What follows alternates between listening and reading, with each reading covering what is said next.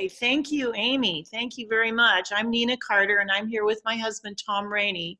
And the only thing I was going to say about the chat box, just to add on, Amy, is if anybody wants to just get rid of it off their screen, you just go up to the little red dot, and get rid of that, and it'll still be there at the bottom. And also, I just wanted to welcome everyone tonight. And I'm seeing lots of friends, Cleve Pinnix and Emily Ray, and also Annie, who is the sister of Stephanie and Jeff. I'm going to introduce Jeff and Stephanie in just a minute. So I just wanted to thank you all for joining today. And for some of you, this may be your third Zoom call of the day. So just hang in there because I think you're really going to enjoy this program. Stephanie and Jeff, we met them on Whidbey Island of all places. They live next door to my parents on Whidbey near Coopville. And Jeff and Stephanie lived in Ethiopia for many years. They were co-directors of a health center in Southwest Ethiopia where they focused on public health and expanding support for marginalized children. And some of you may have even come to our home here in Olympia when Jeff and Stephanie have had coffee bean roasting and roasting tasting the coffee also as a fundraiser for their education fund. And they'll talk about that in a minute.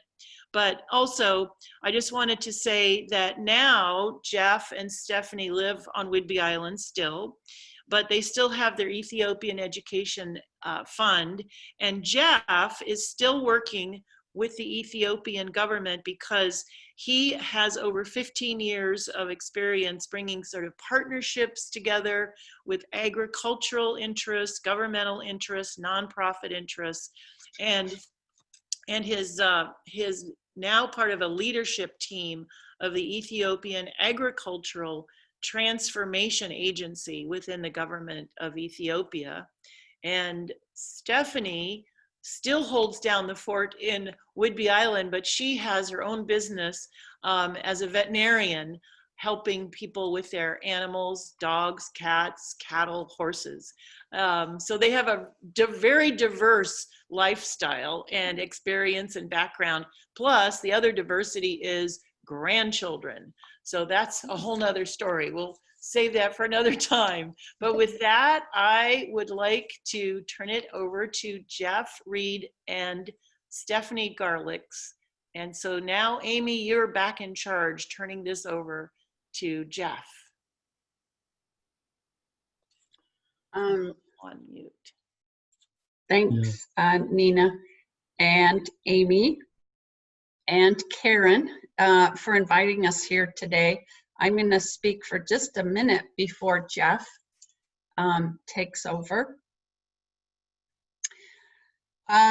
Jeff and I met one another almost 40 years ago at the Oregon State University. We were both studying in the College of Agriculture, and I was in animal science, he was in botany. It's been a wild ride since then.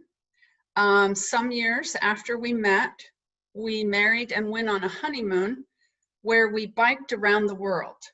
We started in Spain and we ended up in New Zealand. It was a fabulous trip. It took us almost a year. But when we were going through so many countries, we said to ourselves at the end, we just want to stay someplace and get to know a country.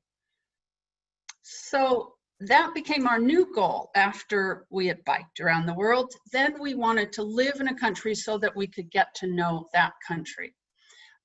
In 2002, we went to Ethiopia as volunteers for a nonprofit NGO doing healthcare in Ethiopia. We lived in a rural village in Southwest Ethiopia for 2 years, running this health center. We were the only ones in town that had running water or electricity. So keeping that running water and electricity was part of our job, keeping it going. We lived there for 2 years. We worked the most incredible job we've ever had. We worked harder than we've ever had, 24/7. And after 2 years, we thought we knew something about Ethiopia. Now, 18 years later, we know that we did not know very much about Ethiopia, but we continued to learn. That job, that volunteer position in Ethiopia in 2002, led Jeff to get a job at the Gates Foundation. He later went on to work for the Ethiopian government in 2012 at the Agricultural Transformation Agency. He's now a consultant in international development with an emphasis on, of course, East Africa and Ethiopia in particular. So in 2005, we started a nonprofit to support children's education for students that we knew when we were there. That sense, we continued to support children, but it's gone beyond children that we knew at that time. So I go to Ethiopia once a year or once every other year in normal times. And Jeff, in his job, continues to go to Ethiopia generally 4 or 5 times a year.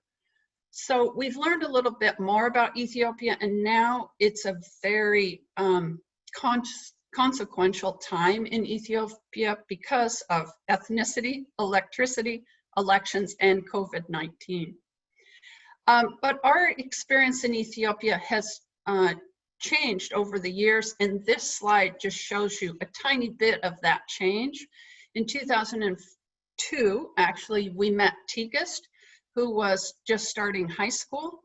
In 2016, Tigist graduated from nursing school, and now in 2020, she is a nurse in a neighboring village from where we used to live, and she has 2 children and a husband. So she went from this very bright little girl to a very bright young woman. And that is just one part of why we continue to go back to Ethiopia and why it has a huge place in our hearts.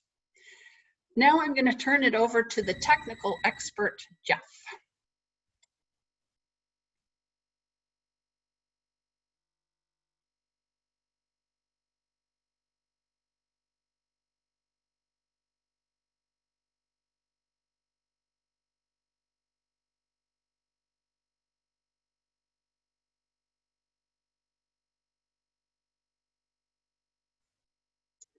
Thank you.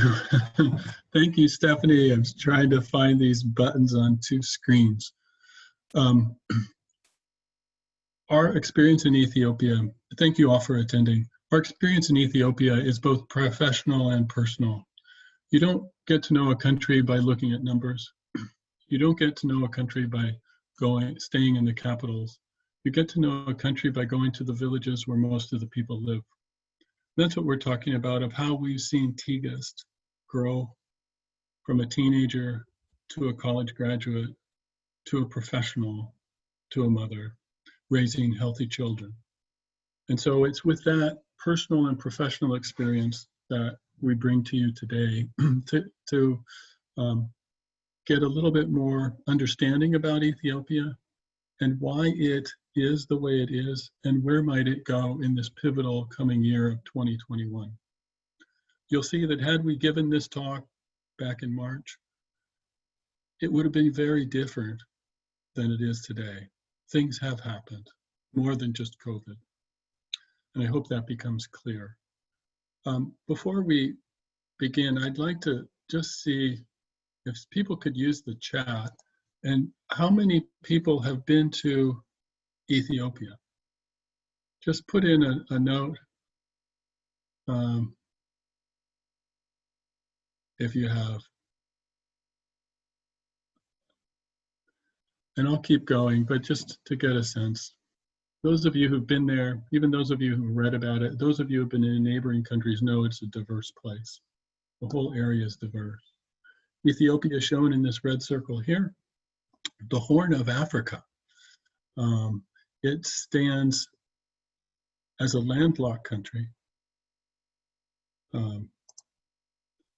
as we see here, bordered to the north by Eritrea, to the west by Sudan and South Sudan, south Kenya, Somalia also to the east, and Djibouti. Close to this is Yemen, the Red Sea, and the Gulf of Aden. But as I said, it's a landlocked country. Where we did our work that initially there that Stephanie talked about was down in this area of the country in the southwest. But let's look at Ethiopia, the basics. It has a population of 110 million, which is roughly a third of the 330 that's in the United States. The area, I mean, what do these numbers mean? It means that if you put Ethiopia into this portion of the United States, it would cover Washington, Oregon, Northern California, Idaho, and Western Montana. Per capita income, GDP, is $1,700 US. For the US, it's 53,500. And of course, you know, numbers, what does that mean? Well, let's look at the United States. This means that every person in the United States receives on average $53,000. Well, we know that's not true. The same with Ethiopia. Not every person earns $1,700. There's massive amounts of inequality in Ethiopia. The fertility rate, which is the number of children that a woman of childbearing age is expected, or not expected, will bear. It's just a little under 5. For the United States, it's a little bit under 2. Educational attainment. So these are people who are age 20 and older. If you survey the population in Ethiopia, they average 3 years of school, grade 3. In the United States, it's 13, so a little bit of post-secondary school included.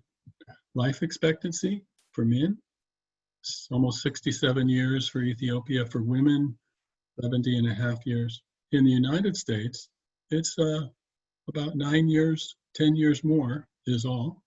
And for women, again, about 10, 11 years more.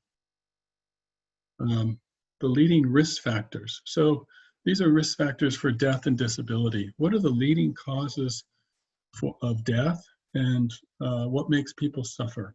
So in Ethiopia, as you might guess, it's malnutrition, it's sanitation, so that's hygiene, cleanliness, clean water, and air pollution. Why air pollution? I mean, it's not really an industrialized country, but there is a lot of wood fires being used to cook in closed places, often mud huts with a single opening and very poor ventilation, and high fasting plasma glucose or diabetes. For the United States, the top ones, and these are coming from the Institute for Health Metrics and Evaluation right here based in Seattle at the University of Washington. They're the ones that put out a lot of COVID-19 numbers. These are their numbers. High body mass index is a risk factor for death and disability in the United States, number 1. Number 2, it's tobacco use. Number 3, dietary risk. And guess what? Number 4 is exactly the same as Ethiopia. So what's that telling us? It's telling us that high fasting plasma glucose is that this packaged food diet, high sugar, is making its way into Ethiopia, especially the urban settings. The governments of both Ethiopia and the United States are democracies, whereas the United States, we can say, started back in 1776. Ethiopia started in 1995. Before that, we'll get to that. Now, Ethiopia has an interesting topography. Topography has 2 sides of this topographic coin. One, if you look at this map, you can see the mountains here and the mountains down here, lowlands to the west, and lowlands to the west here, and lowlands to the east over here. What this has done, and you can see what I love about this is you can see the Arabian Peninsula and how it came out of the Horn of Africa, right? This is the beginning of the Rift Valley that runs all the way down into Kenya and the lakes region. So what this has offered protection over the years, whereas the flat kind of forests of Sudan, South Sudan, were easy to move through. Getting into the highlands of Ethiopia and the deep river chasms prevented invaders from doing very much damage or getting very far.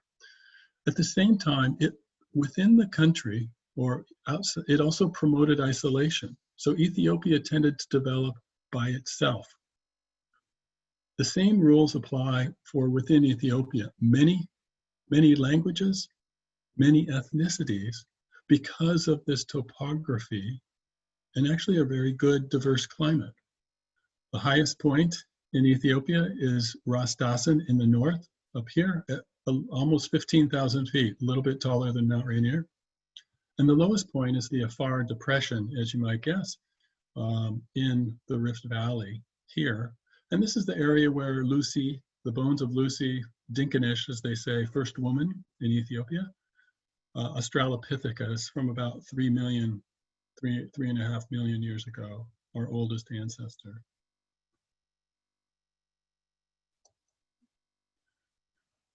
You can't talk about Ethiopia without talking about agriculture.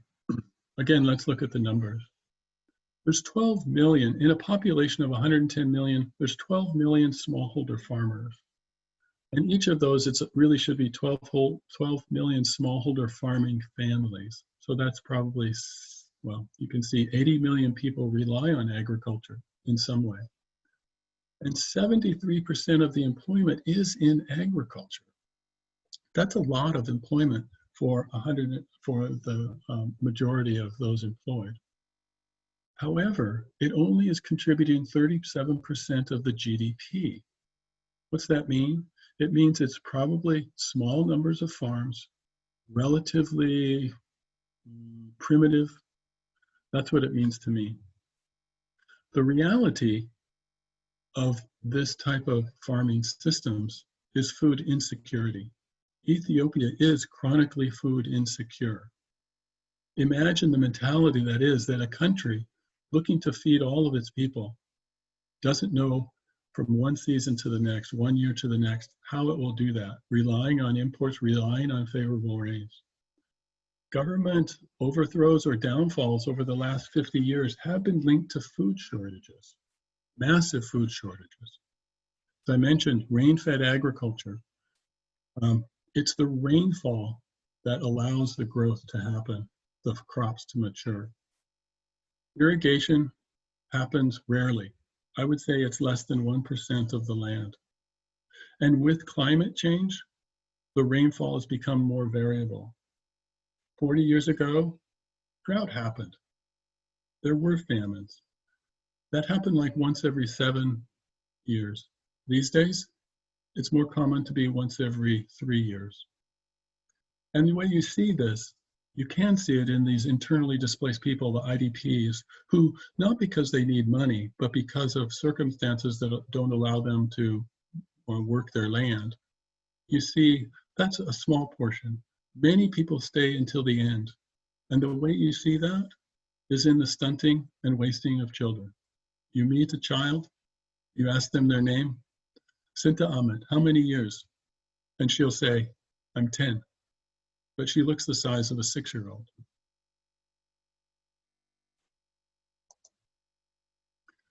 I'm going to show a short video about Ethiopian agriculture. This will give you a sense of a little bit about Ethiopia and a little bit about agriculture, the foundation for stability for a country. So if you bear with me, and if you look at this oxen, this is 95 to 99% of any plowing that is done by oxen with a wooden yoke and a metal-tipped wooden plow. So if you bear with me, I'm going to stop my sharing my screen, and I'm going to try another mixed media here and see if I can show this video.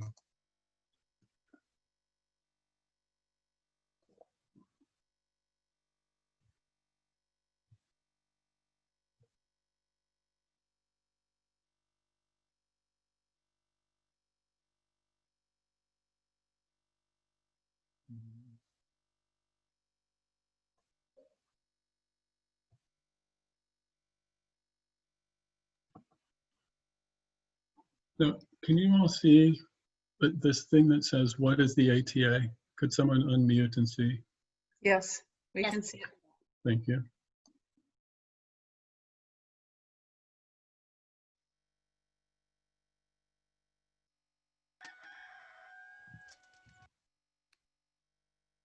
This is you.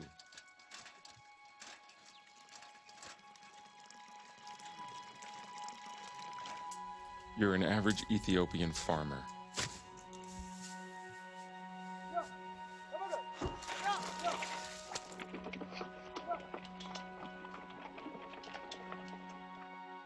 That means you're just as likely to be a woman.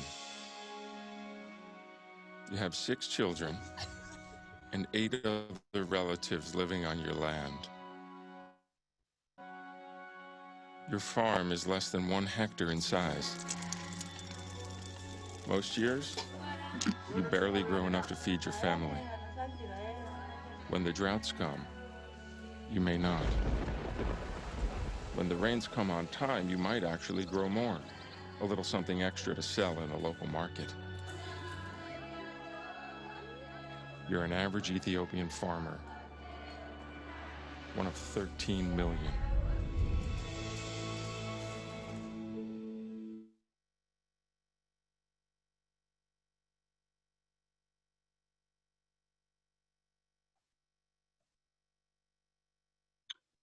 Let me get back to the presentation.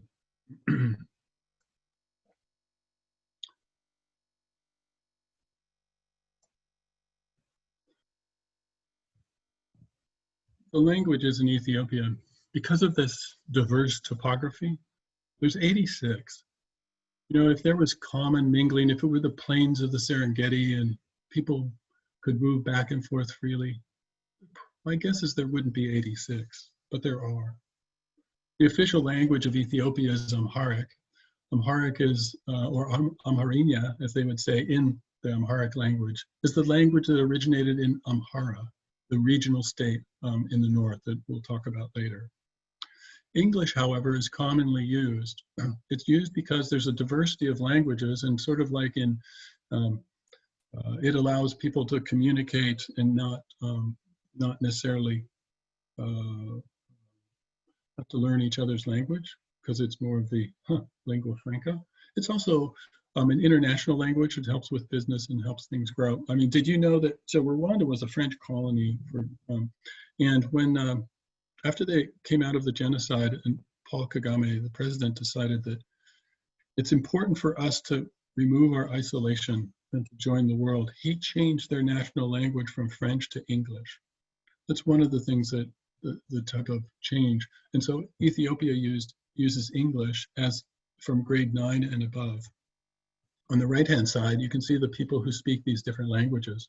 And what I want to point out is that Amharic is not the language that's spoken by most people. It's Oromia, or Oromifa. Oromifa is part of the Oromo ethnic group, and there's a state of Oromia. Also, Somalia, Somali, they speak, and in the north, Tigray, they speak Tigranian. I'm going to keep pointing out these differences between Oromo, Amharic, and Tigranian. Ethnicity follows, as you might imagine, languages. And what we see is that the #1 group, the estimated population, these numbers are just a little bit older, they're not, but they're close. Oromo, the majority of the people in Ethiopia are from the Oromo ethnic group. The second is Amhara, and by a significantly less amount, it's Somali, and Tigranian. Again, look at the differences of the populations. This will become important later in my talk. We're showing a picture of, this is Tigris. Remember the person we highlighted? This is Tigris back in probably about 2003. And we were in Kaffa, and this was brought into the folds of Ethiopia in around 1900 by Menelik II. Before this, it had been the kingdom of Kaffa with their own language. And guess what we get from Kaffa? Coffee. In a small village county called, I'm forgetting the name of the village, is where coffee grows wild. And even in all of Kaffa, coffee grows wild. And it was because of the trading that was done through different empires and getting out to the sea that coffee became known. It became known as coffee Arabica because it was the Arabs who traded it. However, I'm on this personal crusade to get the species of coffee named Coffea abyssinia to honor its roots in Ethiopia. Religion is also quite diverse and quite old, the Abrahamic religions. Christianity and Islam have been side by side since their inception of Islam. Traditional beliefs are also, of course, been there from the very beginning.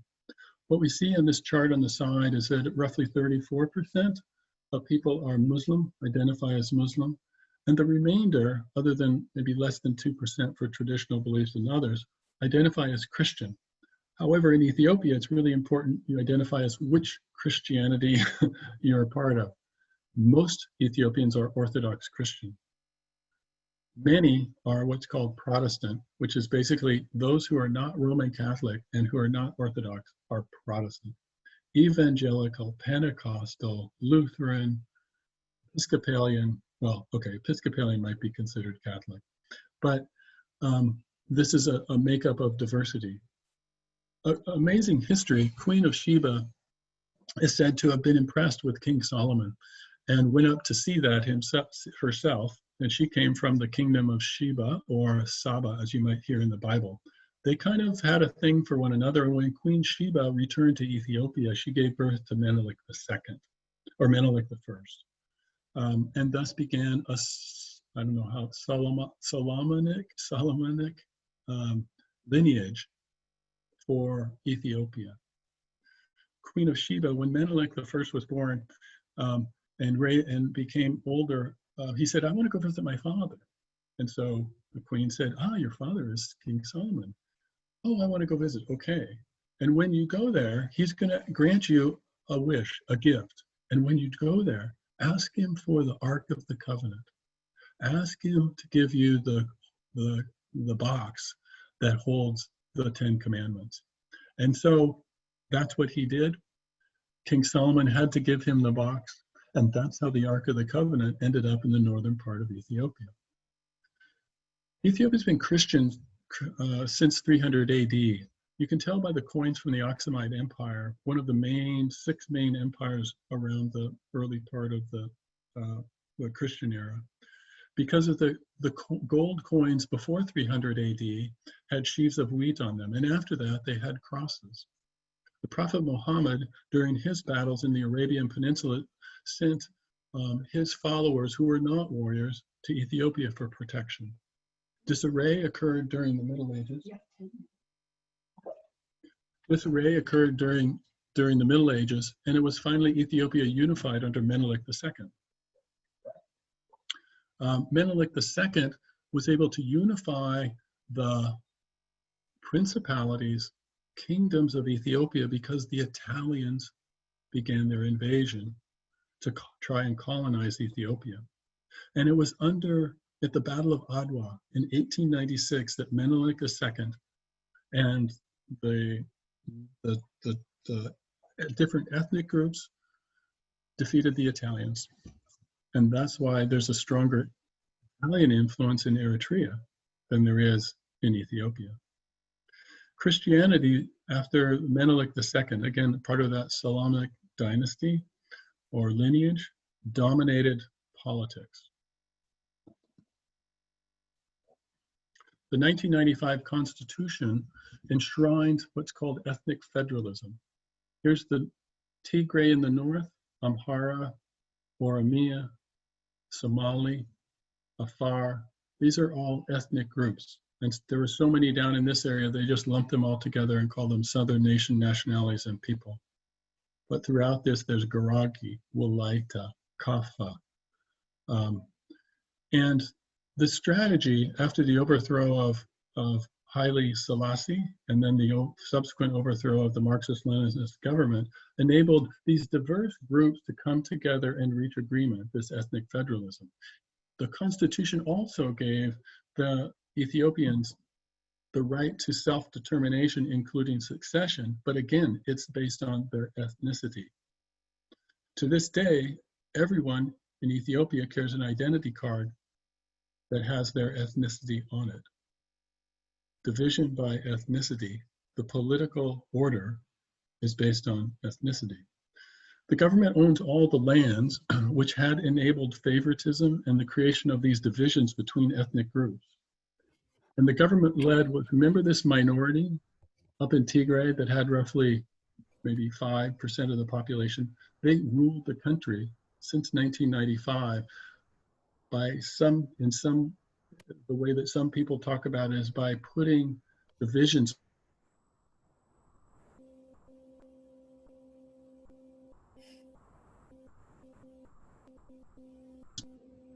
Well, Meles here died unexpectedly, and he left a legacy of cleverness and favoritism, but also progress. Haile Mariam became the prime minister from 2012 to 2018. He saw the country not fall apart right away, but hold stable elections in 2015. After those elections, the Oromo, which were expecting a lot more from Haile Mariam, didn't get it. They protested, atrocities were committed, killings happened, states of emergency were declared. Haile Mariam resigned in January of 2018 because large Oromo protests led to a shift in both internal and international development. There was great hope in the selection of Abiy Ahmed, who is the current prime minister. Rather than being from the north, the Tigray, the minority tribe, or minority group, he's one of the Oromos. He had been intelligence minister, head of security under the Meles regime, so he was familiar with those powers. He quickly established peace with Eritrea, for which he won a Nobel Prize for that this year. Half of the cabinet positions are led by women. He allowed freedom of expression, opposition parties to form. As you can see, released political prisoners, allowed those who were labeled terrorists and persona non grata back into the country because he sought reconciliation from all of the divisions that were sown in the past. And he reconfigured this party, the EPRDF, the Ethiopian People's Revolutionary Democratic Front, because it was connected to the Tigrayan party, and called it the Prosperity Party.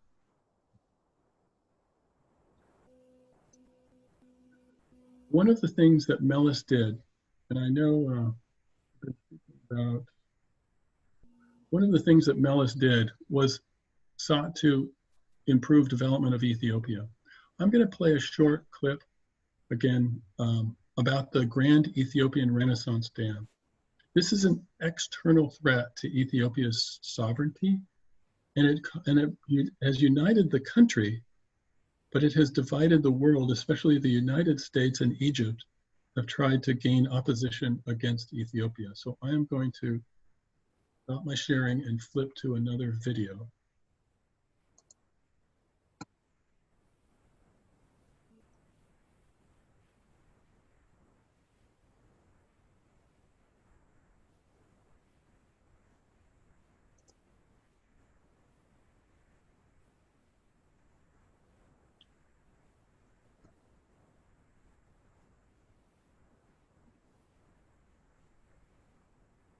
I'm hoping this is working. This is the Blue Nile and the dam that Ethiopia has built across it. It has the potential to give millions of people electricity, to transform the country, and the reservoir is starting to fill. Downstream, Egypt, a country built around the Nile, is furious and worried. So why can't Ethiopia and Egypt agree on the Nile Dam? This standoff is about water, history and politics. It's about who sets the rules, and it's about how these nations can be. Egypt's President Sisi says the Nile is a question of life, a matter of existence to Egypt, to which this is the reply. Needless to say, the Nile is as important to Ethiopia as it is to Egypt and the Sudan as a source of livelihood and economic development. No one doubts the wealth in the water, it's how you divvy it up. Let's begin with the country building this dam, Ethiopia. Work began in 2011, these pictures are from 2018. For Ethiopians, this is personal. They help pay for the dam through donations and loans, and the goal is to give electricity to more than 65 million of them who don't have it. Theirs is a grand ambition. In the words of its late project manager, to eradicate our common enemy, poverty. But can that be done without creating poverty elsewhere? The dam is on the Blue Nile, where most of the Nile's water comes from. It joins the White Nile in Sudan, and from there flows north to the Nile in Egypt, a country whose history and whose present intertwine with the river. The vast majority of its people live close to it, and from farmers to the foreign minister, Egyptians argue if the river changes, everything changes. There is no Egypt without water. We either have water or there is no future for us. Decreasing our water share will kill us slowly. A colossal project that Ethiopia has constructed across the Blue Nile could endanger the security and very survival of an entire nation. Now, Egypt has long had things its own way with the Nile. In 1929, Britain recognised Egypt's historical rights to the river and gave it the power to veto any future construction upstream. That deal was then reinforced in 1959, favouring Egypt and Sudan. Neither of these agreements made any allowance for Ethiopia. Perhaps not unreasonably, that still rankles. The 1959 agreement between Egypt and the Sudan has apportioned the entire waters of the Nile between the two of them, with Egypt securing the lion's share, leaving nothing for Ethiopia. But Egypt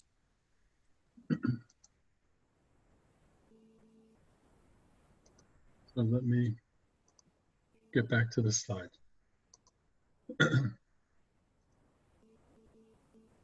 So good things have happened around development under Meles.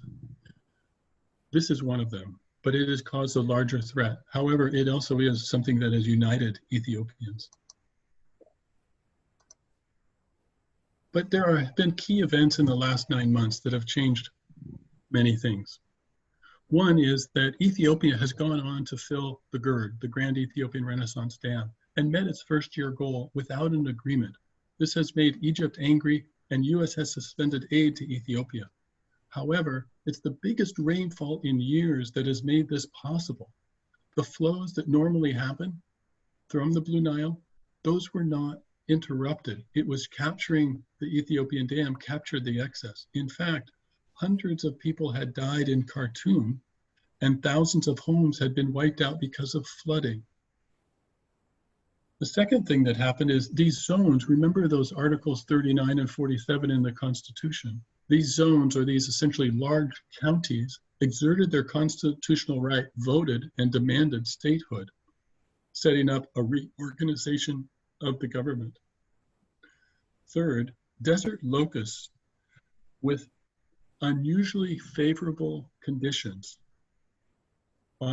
put forth biblical types of plagues from the Arabian Peninsula to Ethiopia and destroyed crops, particularly maize, in already marginalized areas for farming, putting many people without food. Armed militias who were seeking an independent Amhara have attacked government troops. There's been ethnic and religious violence has dramatically increased because of an assassination on an activist singer, Hakulu Hudessa. Slaughters were based on ethnicity. And how do you know someone's ethnicity? You can look at their card, or you can speak to them, and if they don't know your language, you're killed. Tigray, that country in that regional state in the north, that was under Meles, was benefiting more than all the other regions. The government of Abiy Ahmed showed how corrupt the government of Meles was, and the people who were the leaders and the business people, the rich people, Tigrayans, went out of Addis Ababa and went up to Tigray, and Tigray locked down its borders. But just the last 2 weeks, they held an election for national offices, and this election was not supported by the federal government. Finally, COVID-19 did slow the economy, but the numbers were not that bad. There were 65,000 total cases and only 1,035 recorded deaths. By comparison, South Africa had 650,000 total cases and 15,000 deaths. And finally, In the last 9 months, the election has been postponed twice, and it's still not scheduled. And it has created a constitutional crisis. The terms are 5 years, but like, let's say in the UK, you can have the election ahead of the 5 years, but you can't wait longer than 5 years. And because of the changes, because of COVID, and because of the allowance for opposition parties to become established, the election is going to be held after 5 years. I have 3 more slides. So let's look at a bright view of the future events, okay? Now, it's unlikely all of these will happen, but let's look at them and see. Well, let's say a bright view for electricity is that Ethiopia, Egypt, and Sudan negotiate an agreement. And that just like this year, more rains than normal fall, and it enables Ethiopia to meet its 2-year goals for filling the reservoir and hopefully running the generators to provide electricity. A bright view is the elections are held in May of 2021, a year after they were supposed to have been held in May of 2020. And it doesn't matter the outcome. The Prosperity Party can stay in power and have other parties win seats, or the Prosperity Party loses power, but there is a peaceful transition. The economy, which we haven't talked too much about, privatization occurs fast enough to allow youth to be employed and people to earn money. And their currency situation is resolved. Ethiopia, the currency is the birr. It is useless outside the country. It is so useless outside the country that if you take it to get exchanged for Kenya shillings or South African rand, they won't take it. Food security, a bright view is that agricultural modernization keeps up with population growth. The private sector is allowed to supply inputs that are desperately needed to modernize. And large-scale drought does not happen. And in other bright view news, Tigray rejoins the union and is given effective representation and seen as a valued partner, not a scapegoat for all the problems for the last 20 years. That the armed militias are able to turn in their weapons or they're captured and imprisoned. And finally, the US resumes support and its influence because it is great and its absence in the last 4 years has been felt tremendously. But there is a dark side to the same future events. The dam could be sabotaged or fail in some way. The elections could be contested, violence breaking out, and then state police and those in the military side along with their ethnic group instead of with their institution. Outside investment dries up, the currency situation is not resolved. Drought and violence dramatically increase. And Tigray, under other, succeeds and militarizes their border within Ethiopia. That armed groups gain control. That Egypt galvanizes international support against the GERD, the dam. And the US continues to withdraw its support and somehow convinces other countries to follow. My last slide. But I'll say, I am and we are optimistic about Ethiopia. We've seen that Ethiopians have this ability to naturally connect in a line, drinking coffee, celebrating with one another, laughing. And in this case, it's very difficult. It's more than a celebration or a wedding. But they do this, and I believe they will do it when it's absolutely necessary. Also, given that the alternatives to dealing with the current problems of forming independent states or breaking away are worse than the current state of affairs. And we believe that Ethiopians will choose to work together because we've seen it happen time and time again. That through respect and value, that they'll create their own path to transformation. But also that they will look into that abyss of civil war first, and it will come very close. So I'll leave you with this, what to watch for. It's the election. And it's the election, it's not about who wins, but it's the events surrounding that. And it's the opinions leading up to that. And in the aftermath of the election itself, is it seen as fair? Are the results respected? Those are the things to watch for. But we are cautiously optimistic. With that, I want to thank you. Amasiganalo, Batam Amasiganalo, very much thank you.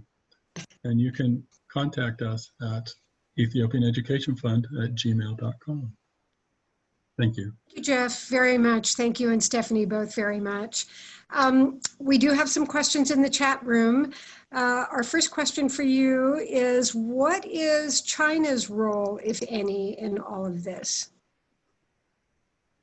Sure.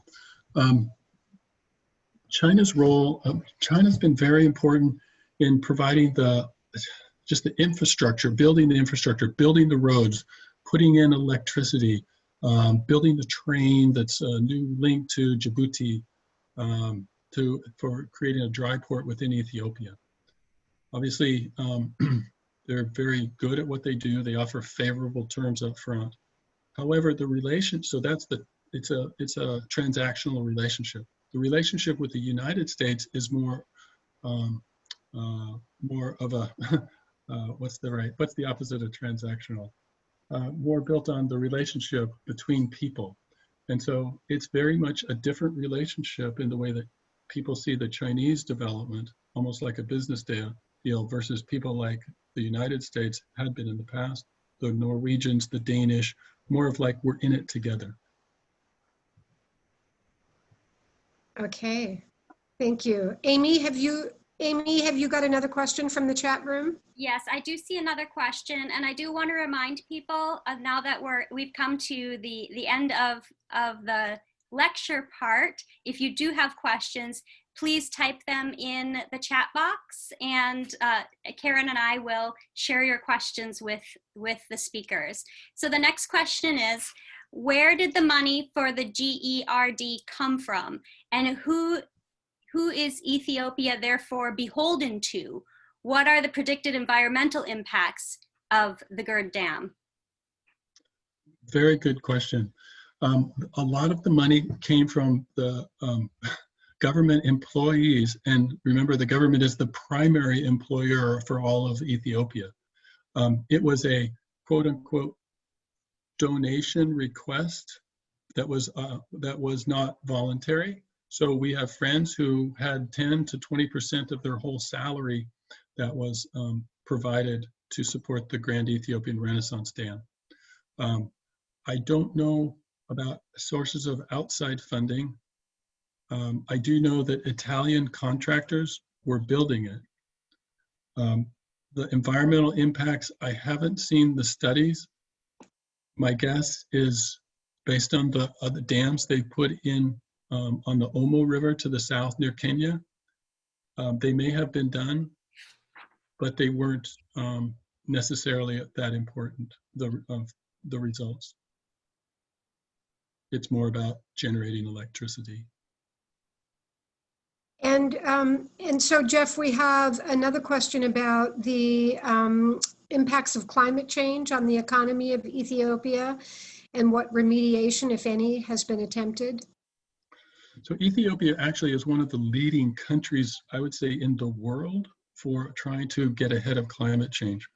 They have something called a CRGE, Climate Resilient Green Economy Strategy, where they're looking at alternative sources of energy. They're looking at irrigation. So if you can tap into groundwater, you can, overcome that. They're very, very conscious of the effects of climate change. What we'll see in climate change is that, and we've already seen it, is that the rainy season shifts. So you can't use a calendar anymore because the rainy season is happening later in the year. You also see a shortening of the growing season, and so new varieties need to be developed. We also see that Ethiopia there's an effort to put in a green belt all the way across the Sahel, that area just below the Saharan desert. All the countries are supposed to plant millions and billions of trees. Ethiopia is one of the few countries that actually is meeting its commitments to that. So they do see the environment and trying to restore it, and also using agricultural practice that minimize runoff and loss of topsoil. Very much in the minds of everyone. So Jeff, I have another question here. Does being landlocked pose developmental problems for the Ethiopian economy, or do they have access arrangements with neighboring countries? The answer is yes and yes. They do have access arrangements with Djibouti primarily as the port, and the Chinese building a modern railway to transport things from there. But I believe it's like 400 or 500 kilometers from Djibouti, and there's a lot of problems that can happen along that railway line during that time. In Kenya, it comes in overland. It comes a little bit in from Sudan. Overall, when Eritrea split, it lost the ability to access that port on the Red Sea. It caused problems for getting the quantity of goods in. Now, one of the things that the Prime Minister did was creating that peace with Eritrea did two things. One, it allowed the potential for gaining access to the port. And the second one, and more about internal politics, Tigray is the region in the north that Meles came from, is most like Eritrea. And by Abiy making peace with the President Isaias, it took away that as a way for Tigray to succeed and join Eritrea.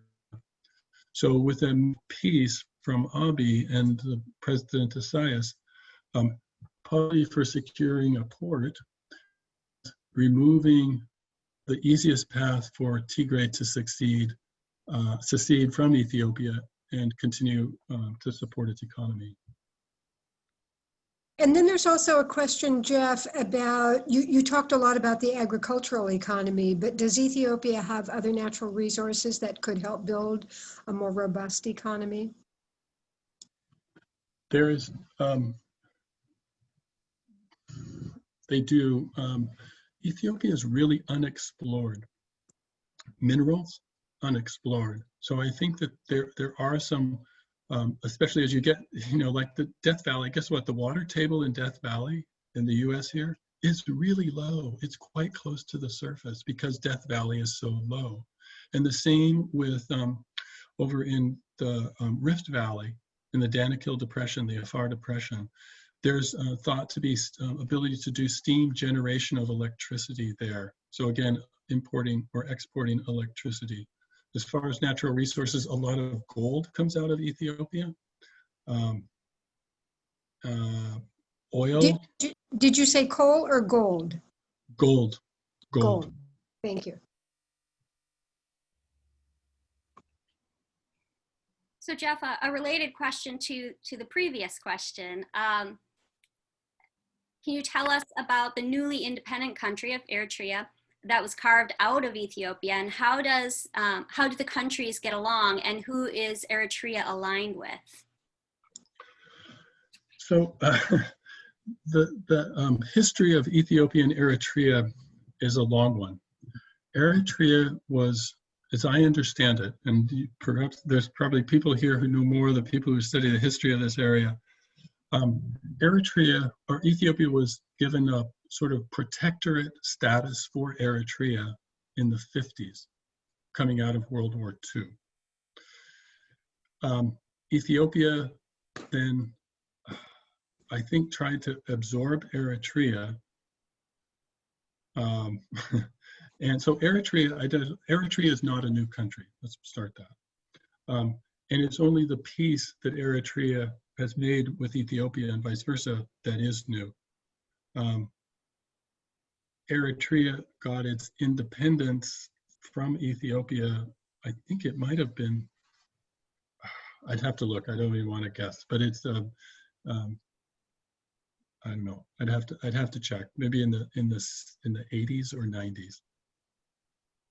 And so Eritrea and Ethiopia were at loggerheads for a long time. So you have to realize that during the Derg, the Marxist-Leninist regime of the late 70s and 80s, Meles, the late prime minister, and Isaias, the president of Eritrea, were brothers. They fought against the Derg. But when the Derg was overthrown, they, Melis, started fighting one another. And it's been that state until Abiy, so that would have been in the early 90s. Abiy made it peaceful. So Eritrea aligned itself more with Sudan. Yeah. And then there's also a question, Jeff, about Islamic terrorism. Has that been a problem? And what, if anything, is going on with next door Saudi Arabia? Within Ethiopia, there's been minimal Islamic terrorism. There has been violence between Christians and Muslims, but I wouldn't call that terrorist when two groups face off, not the bombings, not the things we think about. But it's not to mean that things aren't tense, but not everywhere. Ethiopia has a history of working together with Muslims and Christians. And so there's been a rise of fundamentalist Christianity and a rise of fundamentalist Muslims in the last 15 years, where there are preachers coming over from the United States and imams coming over from other countries who are promoting a brand of fundamentalism that causes divisions where there had been none in the past. That even the Muslims who had been there, who had been able to sing and dance now at weddings, now are no longer able to do that. Wow. So there is a rise of, I would call it fundamentalism, but has not yet merged into or evolved into terrorism. Thank you. Not a lot different than here, I guess you could say. And finally, there's one last question about are there prominent NGOs in Ethiopia that help to address some of the social issues Ethiopians face? Ethiopia has many NGOs.